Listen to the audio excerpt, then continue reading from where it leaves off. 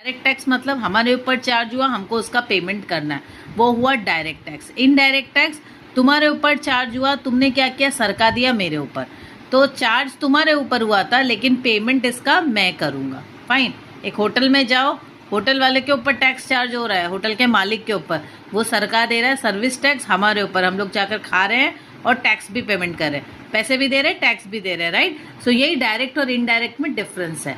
Direct, if tax is levied directly on income और wealth of a person, it is direct tax. तो tax हमारे ऊपर directly लग रहा है, हमारे इनकम के ऊपर, वेल्थ के ऊपर, उसको हम क्या बोलते हैं, डायरेक्ट टैक्स। और ये क्या हो रहा है, indirect tax, if tax is levied on the price of a goods और services, it is an indirect tax. Hotel पे जो पेमेंट करते हैं ना, उसके बिल में एक पार्ट होता है सर्विस टैक्स, जीएसटी, सारे इनडायरेक्ट है। इसका इम्पैक्ट, डायरेक्ट टैक्स का इम्पैक्ट किसके ऊपर होता है, impact of tax on same person. Indirect, impact of tax on different person.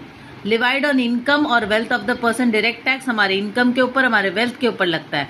Indirect tax price of goods और सर्विसेज, कोई सामान खरीदते हैं ना, उसकी प्राइस पे लगता है, प्राइस ऑफ गुड्स और services. There is no shifting of burden, tax का बर्डन यहाँ पर डायरेक्ट में नहीं शिफ्ट कर सकते, and burden is shifted to subsequent buyer. Directly borne by the taxpayer, burden falls on the final consumer. Progressive in nature, regressive in nature. Yearly basis, direct tax yearly basis होता है, और indirect tax at the time of sell or purchase of goods। ठीक है, इसका example देखो, direct tax का income tax, tax on undisclosed income, and यहाँ पर आ गया आपका जीएसटी, कस्टम ड्यूटी। ठीक है।